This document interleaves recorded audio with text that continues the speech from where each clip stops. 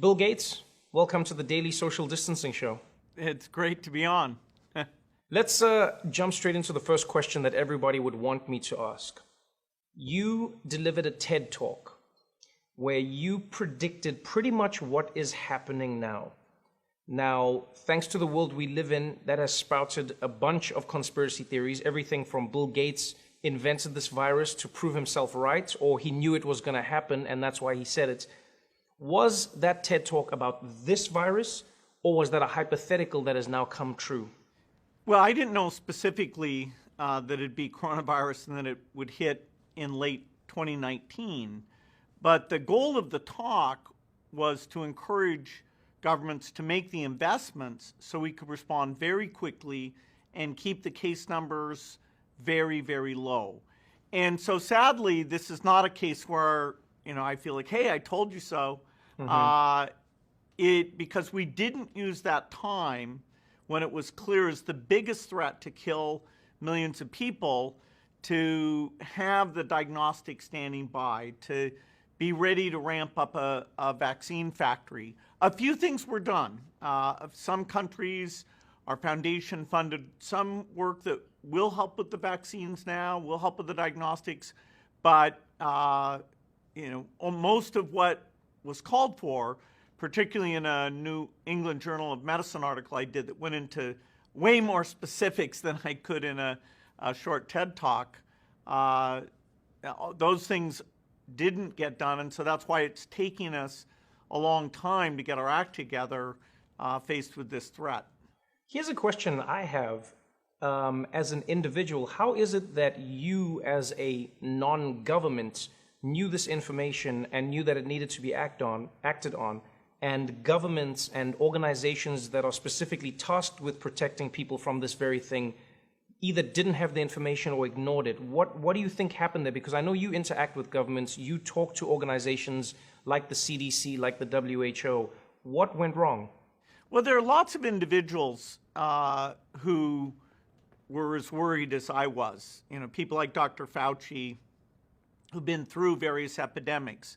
And so when we had Ebola, Zika, SARS, MERS, we were lucky that they didn't transmit very easily. They weren't these respiratory viruses where somebody who's not very symptomatic and is still walking around can spread the disease in some cases to literally dozens of people.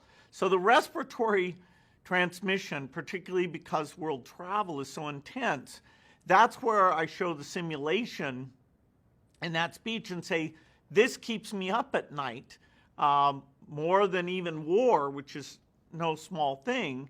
And yet, in terms of being systematic about, okay, let's run a simulation and see how would we reach out to the private sector for tests or ventilators, and what kind of quarantine would we do? As we enter into this, we haven't practiced at all. And so you can see it's, every state is being forced to figure things out on their own. And it's very ad hoc. It's not like when a war comes and we've done, 20 simulations of various types of threats, and we've made sure that the training, communications, logistics, all those pieces fall into place very rapidly. You are in an interesting position where in many ways you are an expert on this topic because of the work that you now do in philanthropy. Your goal has been to eradicate malaria across the globe, focusing in Africa. You work with infectious disease, you work with experts in and around infectious disease.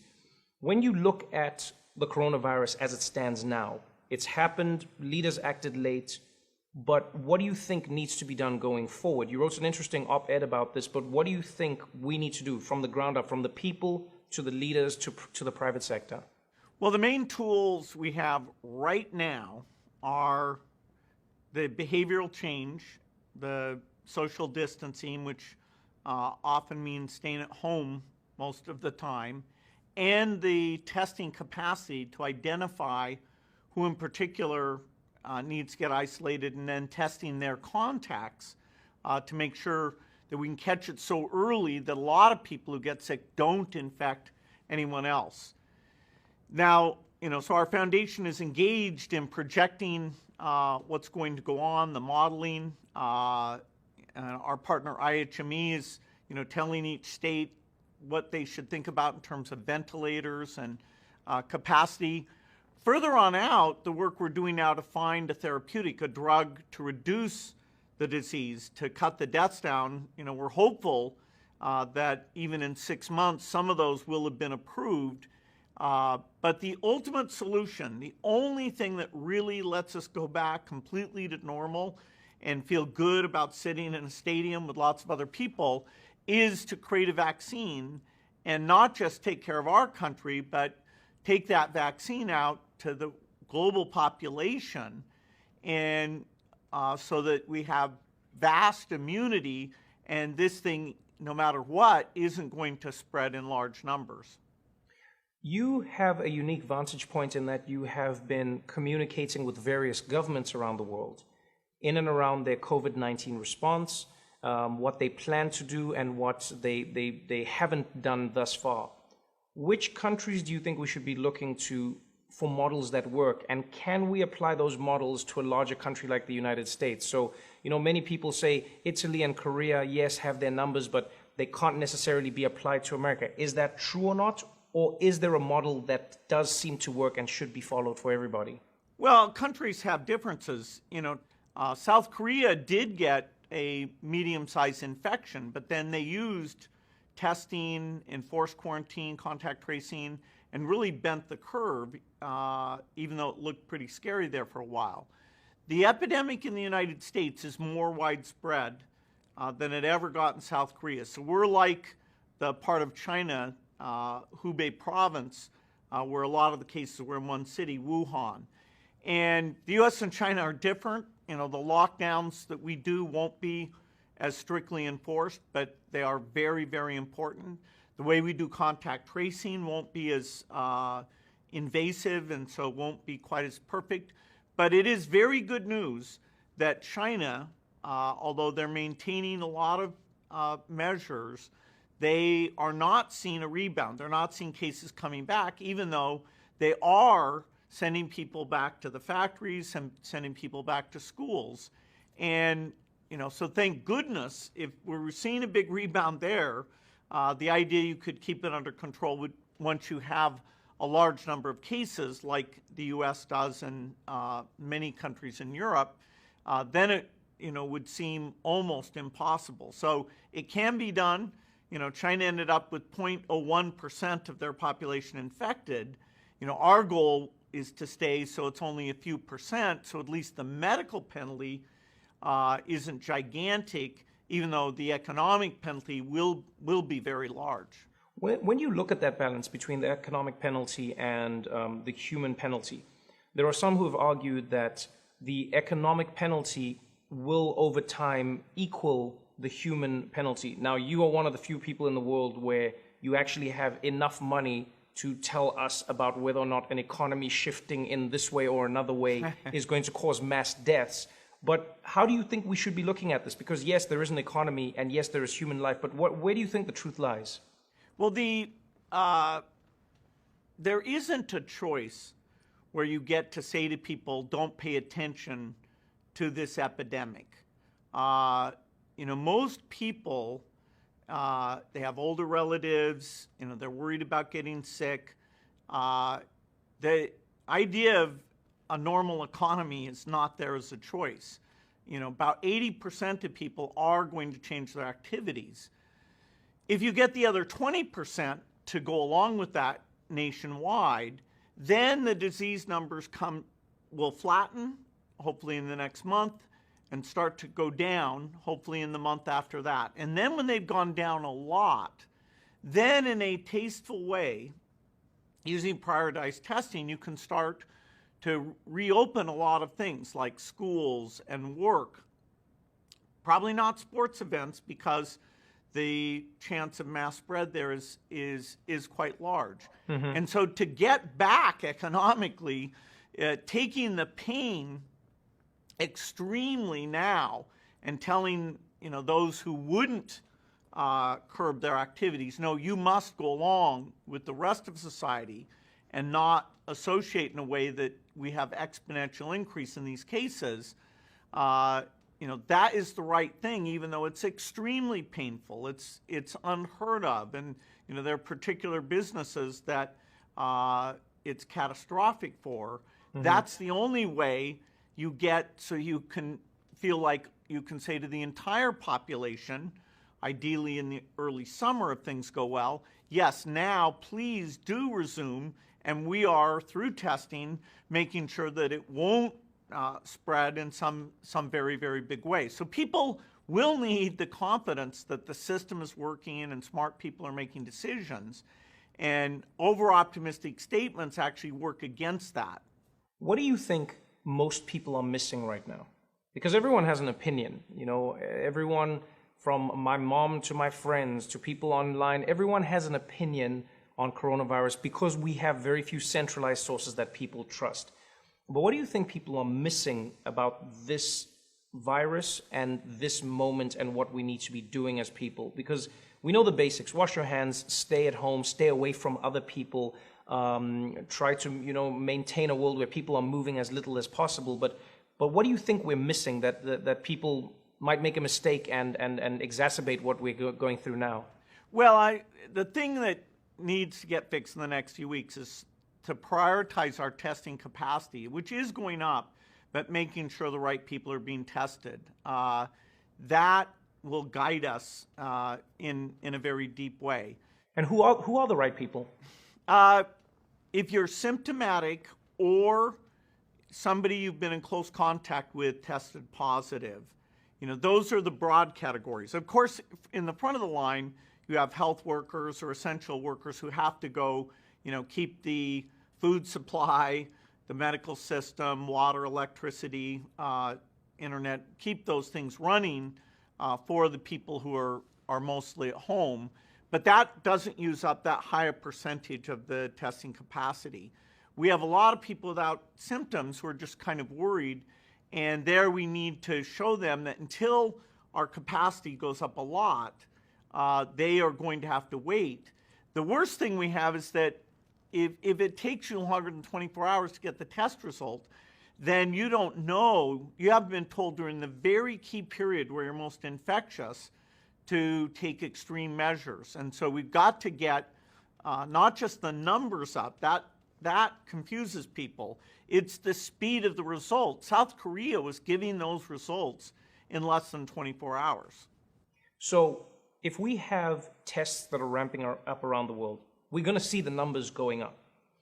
Now, some have said that number and the mortality rate or fatality rate can be deceptive because there are so many who aren't getting tested and are recovering, and so we don't really know how dangerous or how fatal this disease actually is.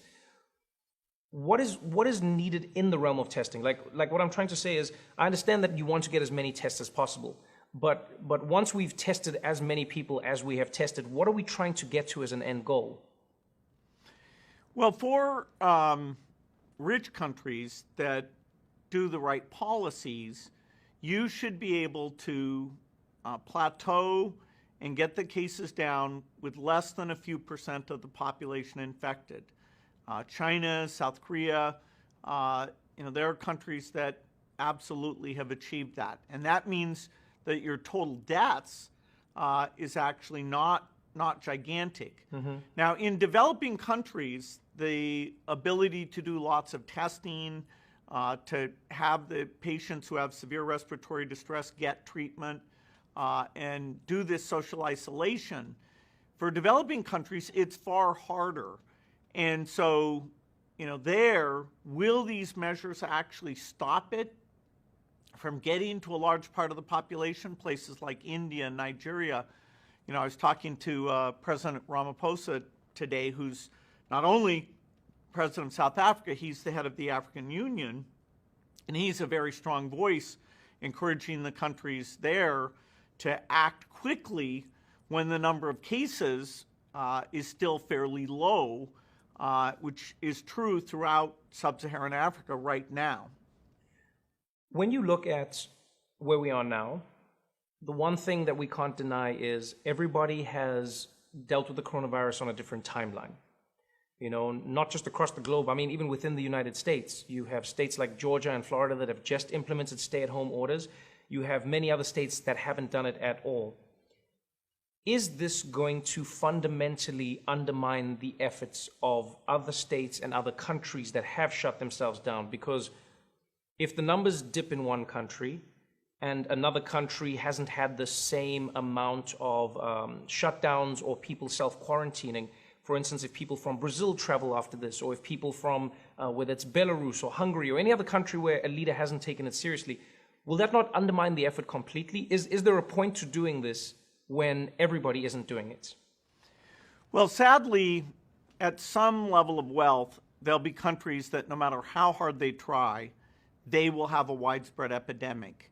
And so, again, sadly, the richer countries that do contain the epidemic will not allow people from those countries to come in, you know, unless they are quarantined or tested or prove they're immune.